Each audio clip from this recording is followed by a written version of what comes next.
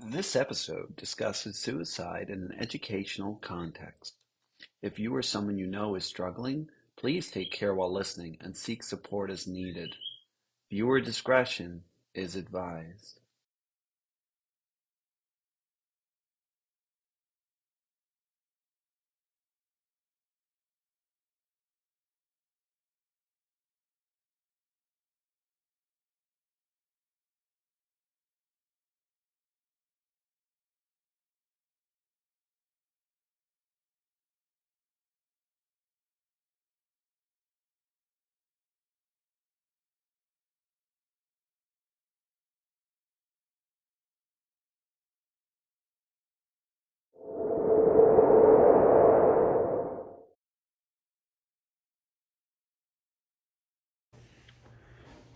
A big hello and welcome to episode two. It's episode two. It's episode two. If you're seeing this, then not only was I crazy enough to post episode one, but I also posted a second episode. Am I on drugs? No, we're not currently. But man, yeah, I'm excited. Um, Few pointers. I posted a disclaimer already. Please check it out. Just in general, I'm not a licensed mental health professional. I have tons of experience. I'm glad to share it. I hope you find it insightful. But if you are in crisis, please do reach out to one. Reach out for help. You can dial 911, or I've left a link to mental health professional resources such as Psychology Today in the description. Okay. Today, a added disclaimer. Today we're going to be discussing triggering topics, including but not limited to suicidal thoughts and feelings, hopefully to try at best to understand them and help those struggling to feel like they're less alone and perhaps can feel even related to. Obviously, these topics can be triggering, and if this is something that is triggering for you, I advise to either not watch or watch with caution. This is personal advice. You can take it either way. You can do whatever you want with that.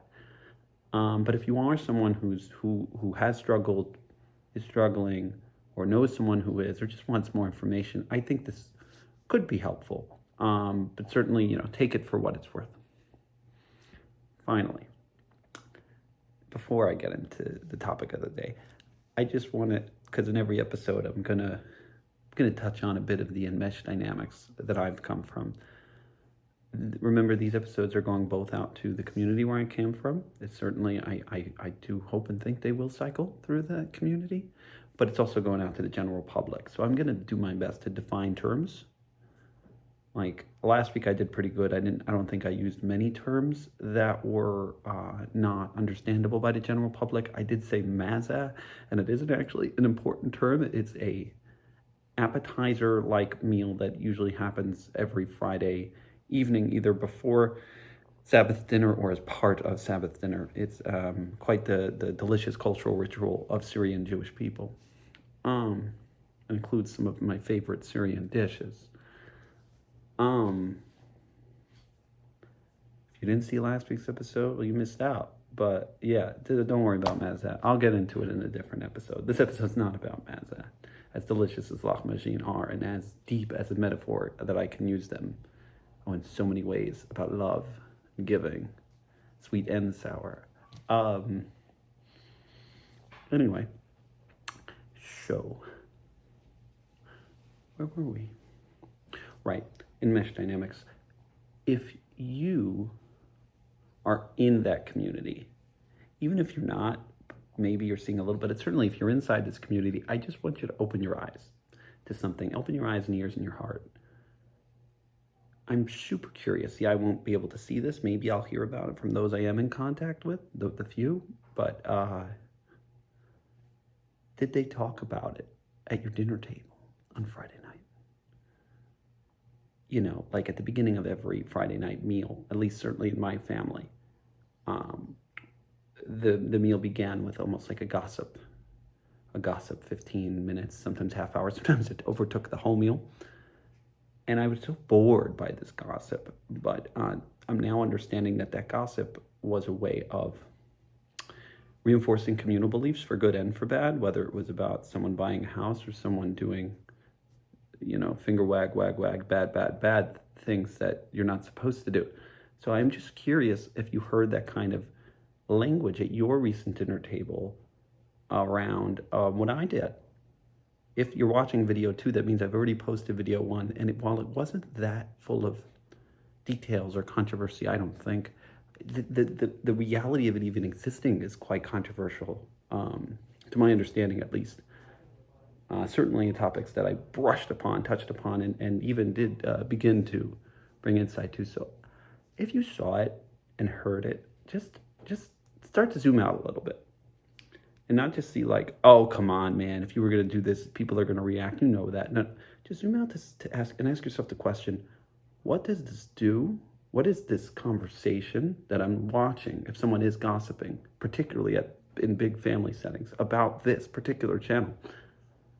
What does that gossip do to reinforce beliefs that this community is where I should be and I shouldn't leave this community? Is it maybe saying, oh man, if I do that, my whole family's going to hate me. Like they hate this kid. Or everybody's going to talk about, I'm going to bring shame to my whole family. I'm going to be a burden on them. Maybe that's something you're hearing and seeing. Maybe you're just, heck, maybe it sounds fun. I don't know how they're reacting. I don't know what, but just ask yourself a question of, what is gossip? And how is it functioning to keep me inside the bubble? You may enjoy the bubble. You may even be a fan of God. You may hate things I'm talking about or be angry about it. Just even the fact that I am talking or not currently, may be really mad and feel like I'm going to regret this, or I'm some kind of angry, rebellious kid, or I don't know. But yeah. Even if you're a fan of those dynamics, just get a little bit curious about how it's helping your cause. Then it's how it's helping keep people there. I just want to bring insight. What I'm trying to do is bring insight and wisdom to choices people make. Whew. Okay, so without further ado, speaking of choices, speaking of feelings, we're going to get into today's really difficult topic that I've spent 7 minutes now avoiding. And it's about suicide. So why am I talking about suicide? Why in the second episode? Am I suicidal? Well, I'm glad to report, actually, because there seems to be some concerned folks. I am not suicidal currently. I mostly haven't been in my entire life. There's certainly been destructive moments in my life, and I'm looking forward to talking about them, and small instances that I may brush upon today. But for the most part, I have not been suicidal, and certainly I'm not currently having any suicidal thoughts, feelings, or plans. Have thoughts crossed my mind at really stressful times, especially during my doctorate program when it got really intense? Yes, I'll be honest. They certainly, yeah, and I'll talk about how that came up. But they were thoughts, and there's a very important difference between a thought and then a plan, and then a desire to go through with that plan, and then fully committing and doing the plan. So, yes, thoughts came up as recently as last year. Yeah, it was really challenging at times. Right. There's just some, in case there's concerned folks about me, right? I'm in a good place, or at least I feel that way. And currently, this podcast is called Where I'm At Now, but I do feel safe, and I appreciate your concern. And know that just as I'm advising, I myself will follow my advice. If I do at any point feel at risk to myself or others, I will hopefully report to someone who can protect me, and from myself, I guess. Right. Okay. Well, even revealing that I had a suicidal thought last year feels intense. This really difficult conversation. But I think it opens up a lot of possibilities, so I'm going to keep going. And I think it's going to form the basis of a lot of my later on conversations. And once we get through this, I mean, we can get through mostly anything, right? So let's start in the beginning. Just to bring awareness, again, this is very general public, but this is certainly going to my community of origin. In that community of origin, suicide is almost never talked about for many reasons. I think there's a lot of guilt and shame, particularly shame around it, not just for those feeling it, but the whole family. If anyone did die by suicide, certainly the family feels it. There are, I could be wrong, they could be what they're called Bubba Mices, like not true stories that are told, but there are, I'm pretty sure, and certainly have felt the effects of this story, that if your family or you are open about that you died by suicide, you can't be buried with your family and ancestors.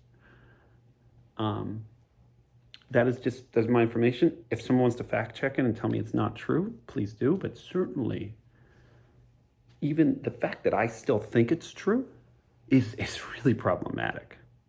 Because I've done a lot of deep thinking and questioning. So this is still in my brain somewhere. Or if that is something that happens that the family certainly doesn't talk about it, and may not even be able to talk about it if they want you to be buried with the rest of the family. You know, think about that for a second. Is that if someone's open about a crisis that they're going through, that they could prevent, like bring even added shame post the end of their life. I've drawn a picture once of people who think there's also a belief among some perhaps that it's, it might not be a belief, it may actually again be real. I want to just be very careful what I say is real or not, but certainly among some religious Christians, I can imagine in the Jewish law somewhat as well that killing yourself is against Jewish law. It's against many religious laws. So I drew a cartoon, I think, at some point of a man jumping off a building, but into the fiery pits of hell. It's like there's no escape.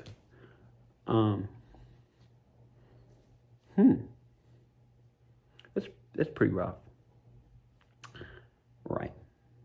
So yeah, so that I truly, deeply hope that this space can be a space where I start conversations. And if I can start the suicide conversation, if I do anything today, I at least started that conversation a little bit more. We got someone talking about it.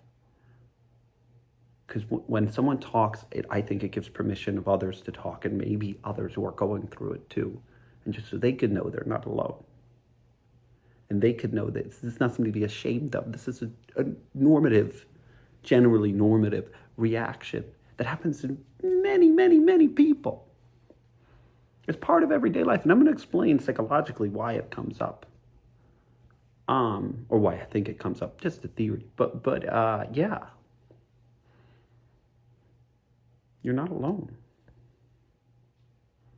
And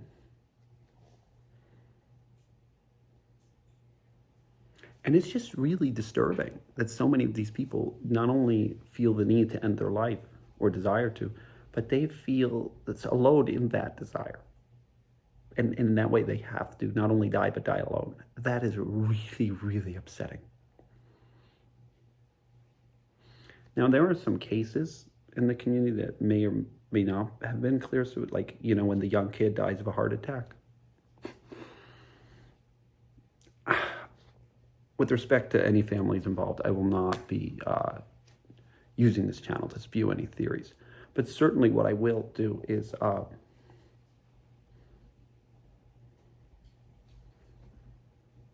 just I don't know, just grieve, just tears for those kids for a second, and their families.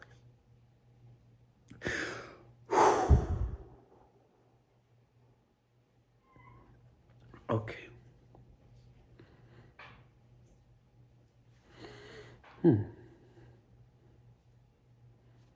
So let's get into the psychology. What's going on? Why would anybody want to end their life? They must be diseased, right? first off, I don't like using the word disease, maybe disease, but no, not that. At least that's not what I think they may be experiencing. Symptomology that can certainly fill out categories on the DSM. They may have also medical conditions, but certainly just the idea of wanting to end your life is not, at least not in the DSM, but according to me, it doesn't feel like a disease. Yeah. So the way I see human behavior, and I developed this theory around my understanding of addiction, so I'll use that as the opening example, but then we can get to how it compares to suicide. If someone's drinking, let's say alcohol, they are very likely drinking for a reason. Every action has some kind of motivation. It might be unconscious, but there is a motivation. So why are they drinking alcohol? Are they thirsty? Maybe. Maybe it's the only thing available. It could be one of the reasons. But let's get a simple case of an alcohol drinker who's drinking because he has pain. It could be physical, could be trauma from the past. And when he drinks, it makes him feel better. So in that way, the alcohol bottle is like a button that you could press. You press the button, you feel better. Now what? Well, come on, Dr. Franco. Everybody knows alcohol is dangerous for you. Certainly. And they should know better. Isn't that amazing, actually? That somebody who almost certainly at some point in his life has learned that alcohol causes pain, if not learning it in the first time he ever did it, then alcohol can cause short-term pain in terms of nausea. It can cause emotional, relational pain in terms of screwing up relational dynamics that you're currently in. It can, if you're using a motor vehicle, you're right, and it costs literal money.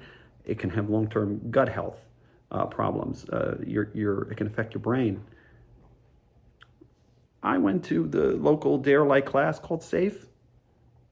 Many people did DARE. Anyone who drinks alcohol kind of knows. Maybe they don't think about it. But even more likely, they do a cost-benefit analysis. No, oh, come on. No one's really doing a cost-benefit analysis before they grab a tequila. In a way, at all times, we're doing it. We're just not thinking about it. So in that moment, they feel that the drink now will make me feel better now, and that is my priority now. Certainly something I advocate is for doing a conscious cost-benefit analysis.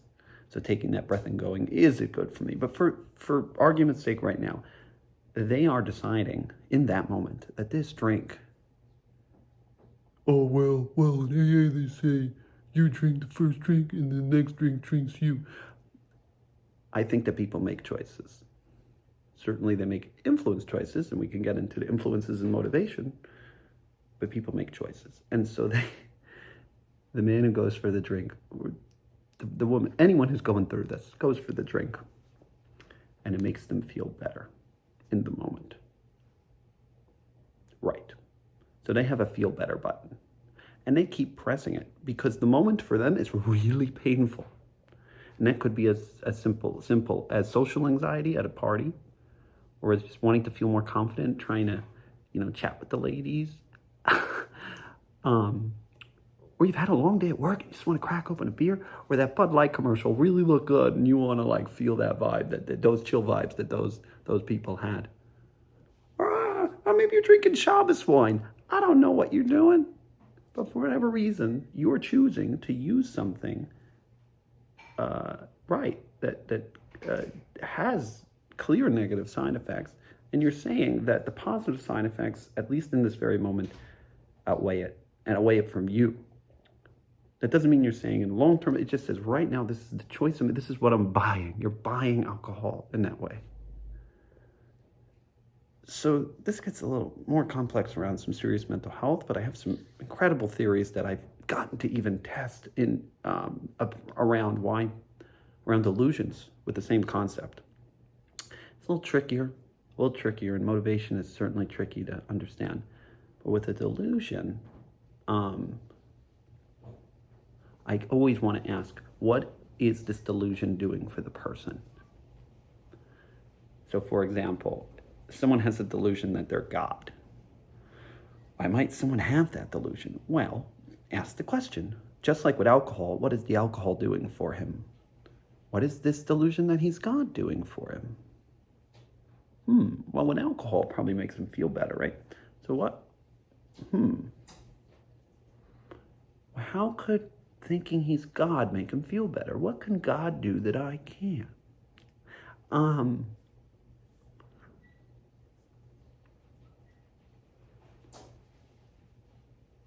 Sorry, I make jokes. Can you imagine I've been called a narcissist? Horrific. Anyway, what could imagining or having a delusion that he is God do for him? Well, God is powerful. God has control. God doesn't have to say yes when he doesn't want to. Right. And so in that sense, someone who is having a delusion that they're God is very likely struggling with feelings of lack of control and feeling small, insignificant, not powerful at all, and belittled. They all maybe mean the same thing, but you're seeing the point. So I'm not saying, oh, it's direct and for sure, but this is a theory that you can run on and test. So if you are someone who's using substances, you can get a little curious. What is this doing for me? Especially if it has negative consequences. Because, what is this doing for me that's really making me even ignore the negative consequences? And in the spirit of no bad parts, that an IFS model from Richard Schwartz, understanding that there's a part of you that enjoys it, even if it causes pain. And if we can get more complex, but with the pain, it wants the pain too, that's another conversation, really tricky, and so we're going to avoid that space for now. But certainly right, it's doing something, even that space, it's doing something for the person. It's what they want.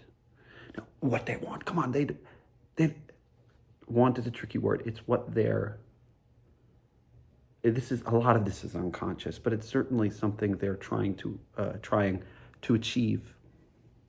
No one's fully trying. No one is even, might not even be thinking about these things, certainly with delusions. But the mind, right, it's trying to achieve something.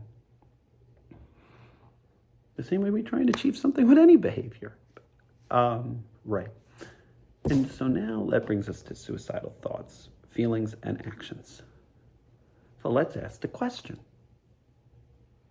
What does suicide do for a person? My stomach just growled. I know it's a scary question. So if alcohol makes someone feel good, and having a delusion that they're God can make them feel more powerful, even though both are short-term,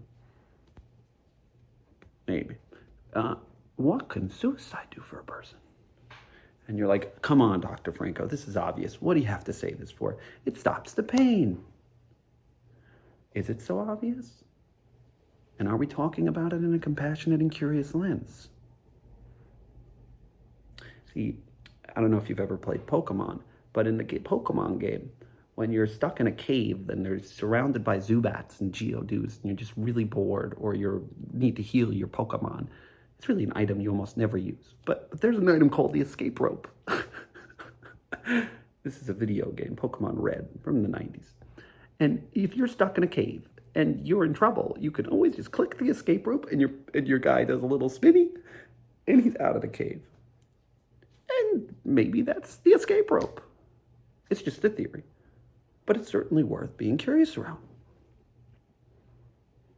That somebody chose an escape rope. Now, what comes next? Are they thinking of that? The potential spiritual consequences, especially if they came from a family of origin that is spiritual and religious, the impacts it can have on the family, the community. Again, all these are factors. We're factoring this in, but what I'm trying to do here is bring understanding, curiosity, and compassion to these folks who are feeling like this. So a suicidal thought can be just a thought that, oh, wow. Oh, man, I'm going through a lot right now. An escape rope might be nice. And again, when it's in the realm of thought, you're not even entertaining necessarily doing it, but there's clearly a part of you that's like, oh, wow, a beach would be nice right now. And that's why if someone mentions, certainly in a therapeutic context, that they really enjoy sleeping, it's a real red flag. I know it seems like such a subtle thing, but it's like they don't enjoy being in the waking life. They want to be in sleepy life. Sleep is an escape too. Um, Again, nothing is like certain, like, oh, if someone says they like sleeping, it means they're suicidal, and we should call 911. Not necessarily, but probably, people just could enjoy sleeping, but it just invites curiosity and compassion. Curiosity and compassion. I'm saying it. Curiosity and compassion.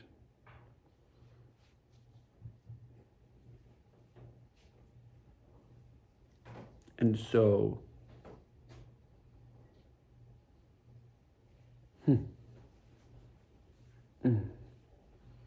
personally, I explore all emotions from what they do for people, whether that's anger, grief, sadness, joy. Everything we're feeling is trying to do something for us. Anger might be trying to protect us and even be a defender.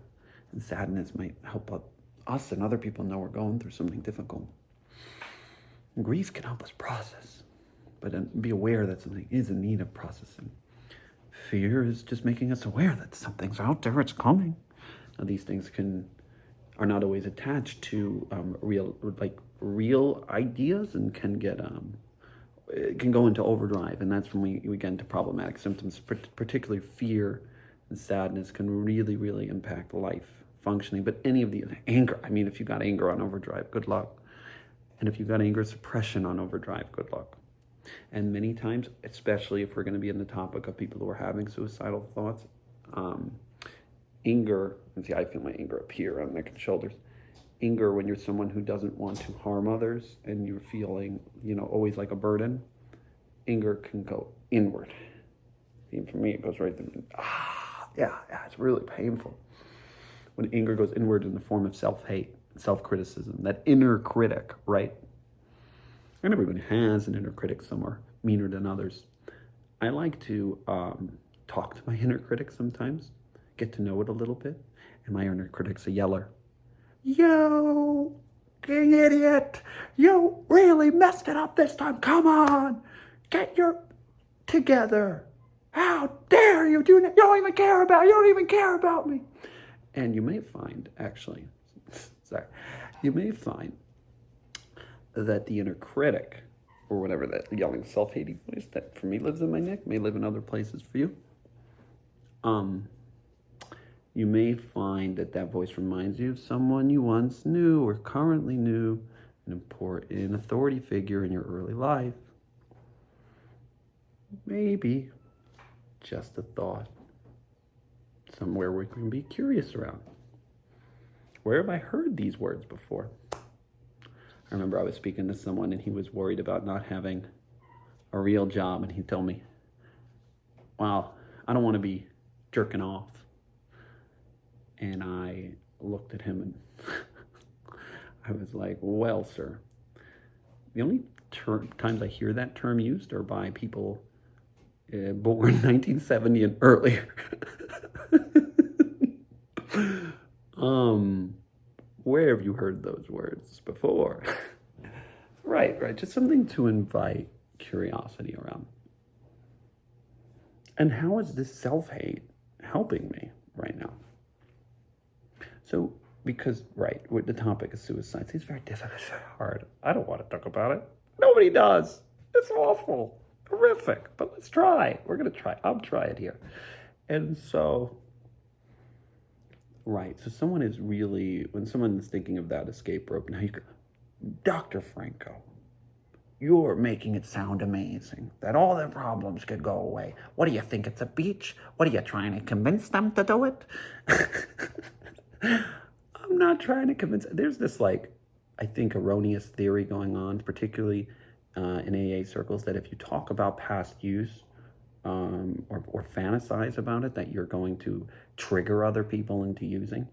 There's certainly ideas of enabling and ideas of fantasizing. I'm forgetting the word right now, but idealizing like usage and problematic behavior. I definitely am not trying to do that, but in the spirit of no bad parts, there's so much space for just trying to get to know these parts that have been so shamed away.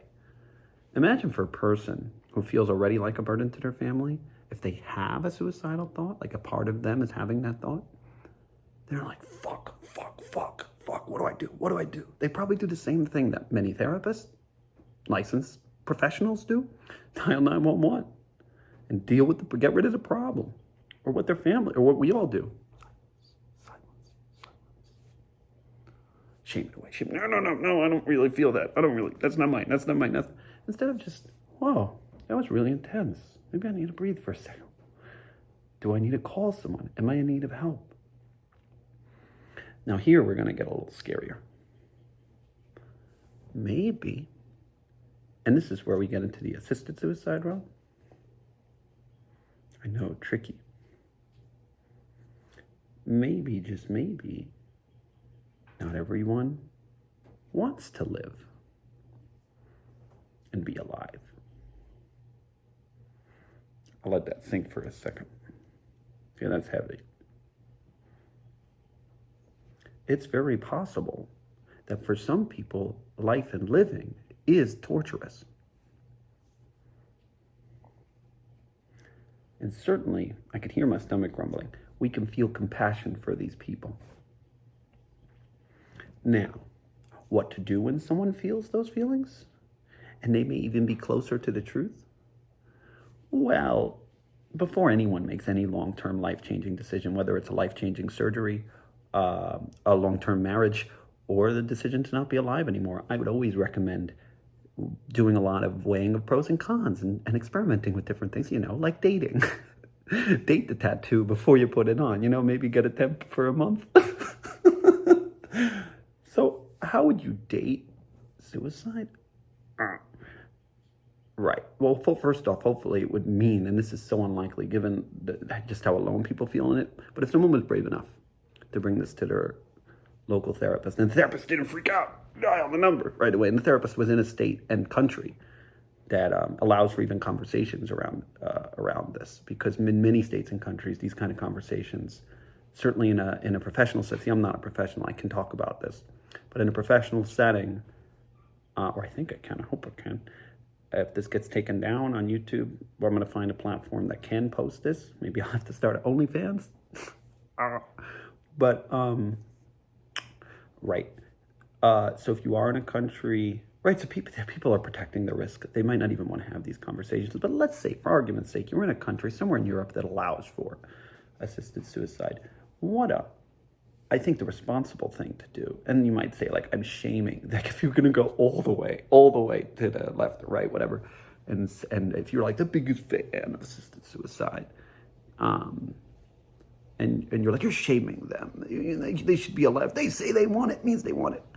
Let's just, that's a long-term decision, hold on. Oof. A lot of impact, as any even good friend would hopefully do.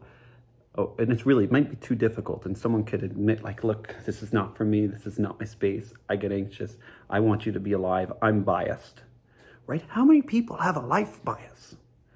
Many, because people being alive helps us. What do you mean? I love them, I want them here, I don't want them not to be here. This is great, and this brings us to, I know I'm jumping, but the idea of friendship. Because I think the purest form of friendship or love is when you do something for someone and it's not in any form of your benefit. Ironically, I think in Judaism, like they think like doing things for the dead, there's some kind of whole story around a good deed for the dead because they can never repay you. It's like one of the purest deeds you can do. And so I think in friendship and love, when you're doing something that's clearly against your benefits. So if you are, and the best example I think is like a dad driving their son to the airport, even if they don't want their son to go. Thanks, Dad. Oh, right, just like that.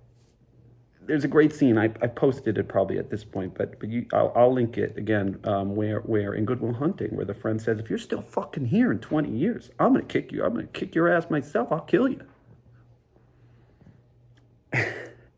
The best part of my day is when I go to your door and I hope for 5 seconds that you're not going to be there. That's a friend. That's a good friend. A little aggressive, but that's a good friend.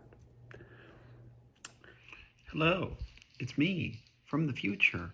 And this is our first official, sorry to just break, I know, I disrupt the flow. But this is our first official nobody's perfect moment where I'm going to post facto, just add some tidbits because I feel like this moment could use a bit more information. And I, gasp, may feel that I was even wrong in my response. I know, nobody's perfect. So, I'm about to go on a rant about, in the video, about how I might respond to someone who's desiring to end their life. In this, the way I'm responding, and I think it might already be obvious just rewatching it, but I'm responding to someone who has clearly expressed that interest and has already done a lot of reflection in that setting on that.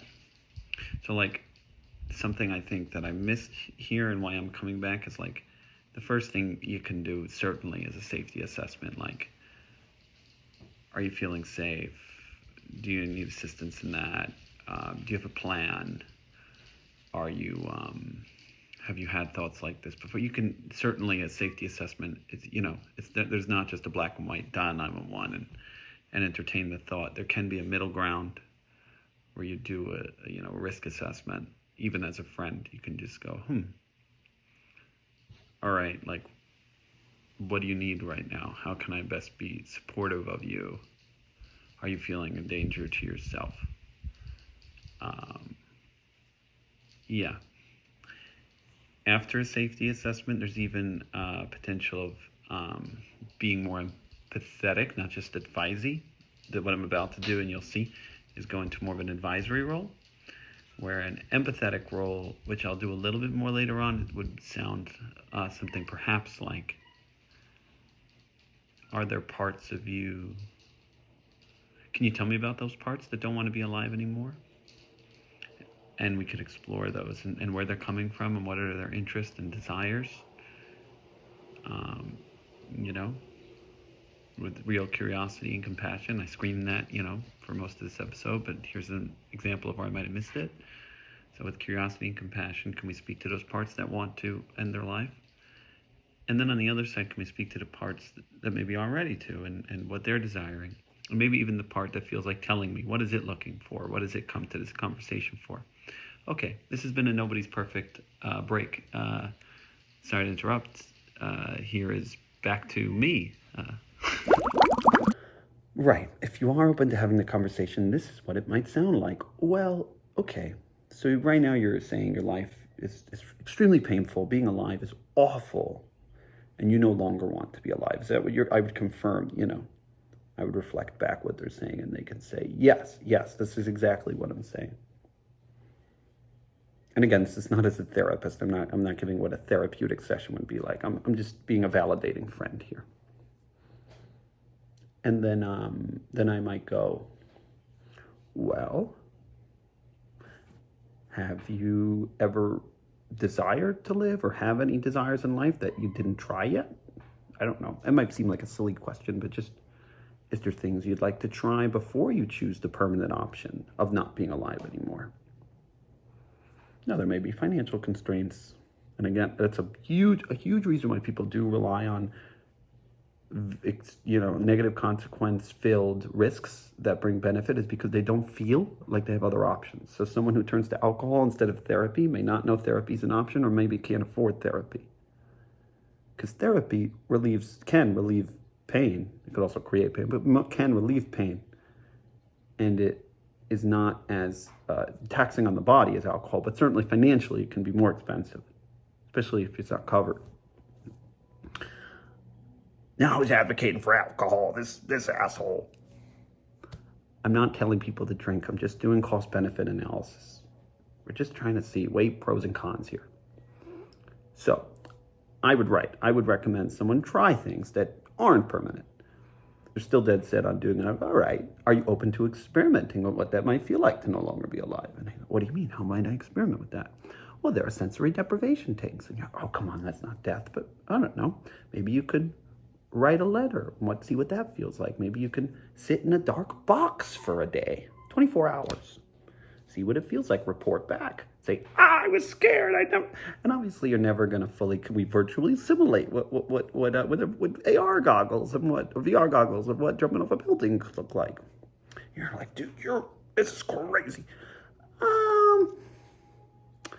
What I'm doing, hopefully, is trying to help this person explore their feelings. And right now, what they're expressing is a desire to no longer be alive. Now, this is where desire gets tricky, and this is where the system actually kicks in, and it's probably, for the most part, helpful. I will argue it has a bias towards living, but most people would say, most people have a bias towards living and being alive. When there's truly no guarantee it's the best way. It's just the way that the reality we all buy into. Just saying. But nobody knows for sure what comes next. But anyway, all that aside, the general medical consensus is that if a person is trying to harm himself or herself or their self, what you should do, they're likely in a state of mind that is not in their right consciousness, and they can't even consent. I think it's illegal in most states to kill yourself, and they can't even consent to doing it. And so if someone can't consent, then we should protect them. I think that's the logic. Or if someone's like not in their right mind, then we should protect them. And so they take away, and if you go in any psychiatric hospital, like it's very, very hard to kill yourself. They take away the shoelaces, the windows are locked shut, the toilet paper, they can't even get in the bathroom sometimes without a key. I worked in a psychiatric facility, very, very enlightening experience. Never want to go back there. But certainly a lot of real people need help in there. And some good work to be done for those that are doing it. So thank you to those people. And a lot of harmful work being done too. So not so thank you to those people. If you don't want to help people, what do you do? I guess you're getting a paycheck. There's a lot of ways in this world to get a paycheck that don't involve the causing pain to and inflicting damage to mental health patients.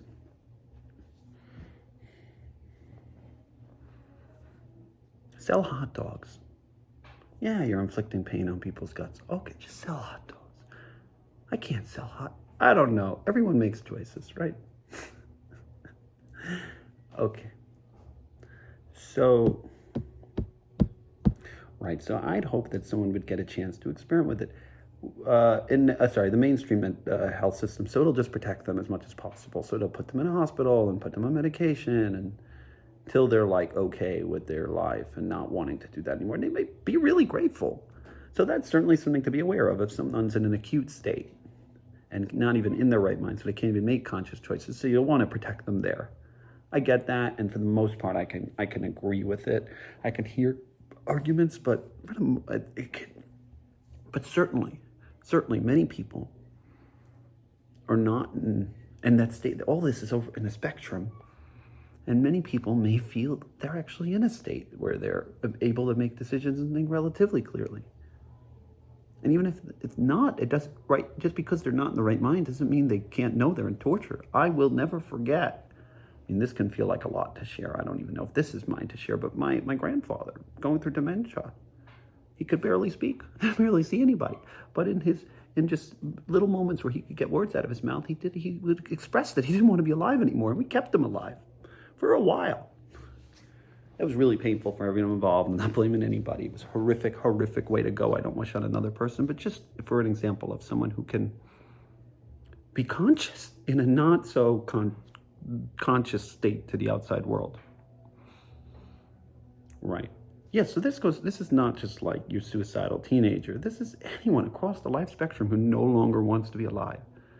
So there's a lot of conversation around people with terminal illnesses that's a softer conversation and just like they're choosing their way out. So, and it's certainly one that I think invites more compassion and more calmness around, whereas opposed to people who seem to have a big chunk of life left, the young ones who at least from expectations could, just averages could live another 60 or more years, maybe even, right. And so those conversations are much more challenging. And that can be part of the pros and cons that you create with a human being. Now, obviously, we live in the United States where I think, I could be wrong, maybe in Oregon or something, but for the most part, any assisted suicide is illegal. Right. And so I certainly, can't legally say these. I don't even know if these conversations would be allowed to happen. I think I'm allowed to have opinions, so that's what I'll do. We'll see where that goes. But, and I don't even have, it's not even opinion, they're just theories of exploration. I don't know what who am I to know what a person should do? Just an opinion. Maybe we should ask them.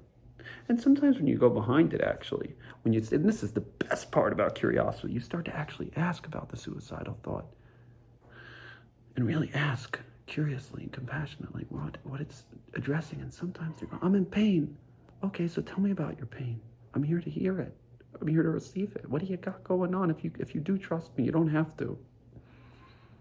I don't want to talk about it. Fuck you. Nobody cares about me.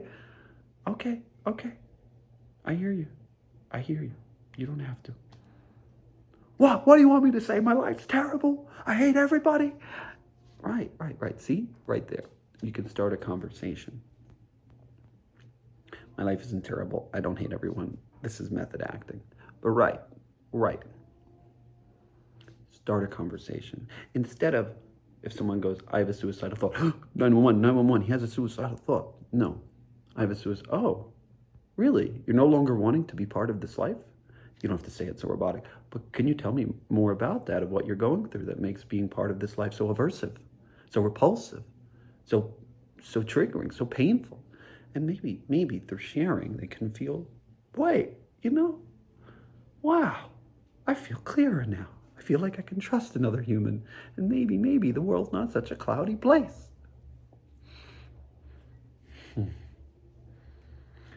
I would be remiss if I didn't read a couple poems before this episode ends. It's meeting its tail end.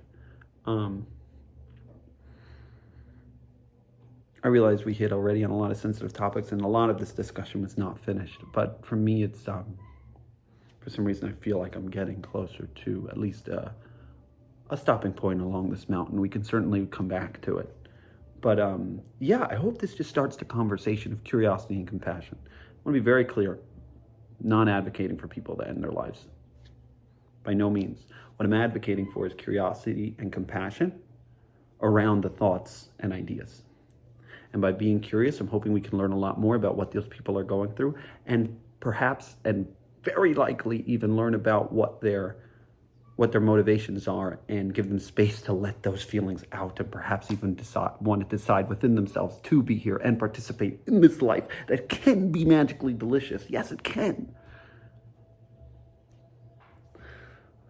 And that might mean a lot of life changes, and that might mean doing things that the family might not be so happy with, but brings the person joy. See, maybe, just maybe, someone who chooses suicide is even like carrying such a burden that they're choosing suicide over going against their family's wishes because they're just so ashamed. And that'll go into some of my conversation next week, when I hope to hit on shame around homophobia and stuff like that. A little teaser. Certainly people and transphobia and all people can feel that. They know that, and they may even choose to end their life, as opposed to bring shame and guilt upon the family. That ending their life would somehow bring less shame and guilt. Right. Again, I'm not saying this is justified that people should do, just that this might be people's motivations, and we're just bringing compassion, understanding, and love. Okay, so one of my favorite TV shows that discussed this topic of suicide was BoJack Horseman. Incredible show about back in the 90s, this horse was in a very famous TV show, copyrighted by, I think, Netflix. Okay, They're not sponsoring any of this. Right. And so they, without giving away too many spoilers, the horse, or spoiler alert, BoJack Horseman if you haven't watched it. But the horse is basically going through a midlife crisis. He used to be famous. He has a lot of money and doesn't really have much to do now. Money doesn't bring you happiness? What? And it's certainly a lot easier to cry in the Mercedes or in Hawaii, I know. So he had a childhood idol who did die by suicide, and he's in a vision, some sort of vision, where he actually gets to see the childhood idol again, talking about it. And the childhood idol of the titular character, I love that word, of BoJack, his childhood idol. Ironically, it's Secretariat, and he reads a poem that I guess he would have wrote in this. It's in a vision, so this would have been after he died by suicide by jumping off a bridge. I think the Golden Gate Bridge, to be specific. So I'm gonna pull that up. Give me a second. It's called The View from Halfway Down.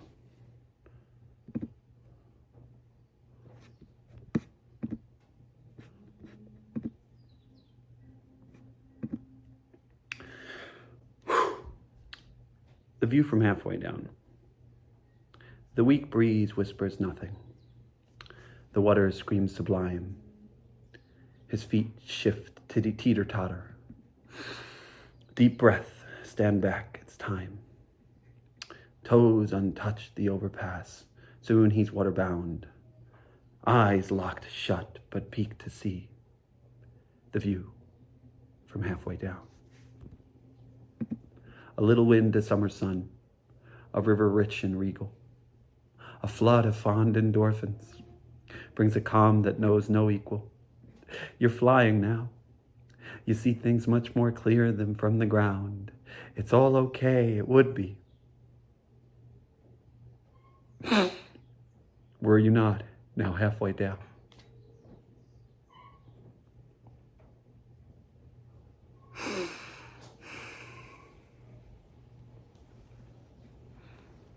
Thrash to break from gravity. What now could slow the drop?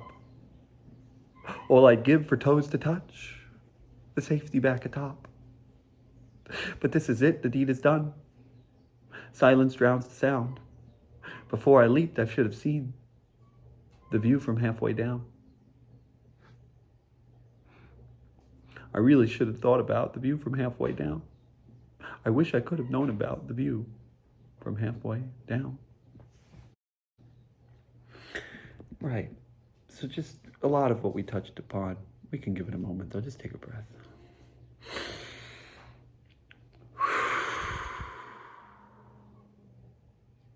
In this scene, clearly the character is expressing some remorse around it and about not fully seeing the end of and feeling good finally when he was half right, but it was too late. So that's something certainly that I'd want to work towards preventing and creating advocacy so we can create conversations to hopefully help people choose life, if they so too want to, and it's in their best interest of their optimal life. Right. Okay. Now, this is going to be a bit more vulnerable. Back in 2020, years ago, I was experiencing my own difficult thoughts, and I saw that episode and was moved to tears. And I wrote my own version. And so I'm going to read that one too. Because why not take some ownership? This was written on February 4th, 2020. The view from halfway down. I wish I could see the view from halfway down. I wish I could see the world I was leaving behind. The smiling faces, smiling no more. The warm home, a cold memory of a past that we cannot forget. Worse than the world left? Well, what could be worse, you ask? The world not experienced. The soul's not saved, the mountain not climbed, the family not created, the legacy not cemented, the life wasted. I wish I could see the view from halfway down.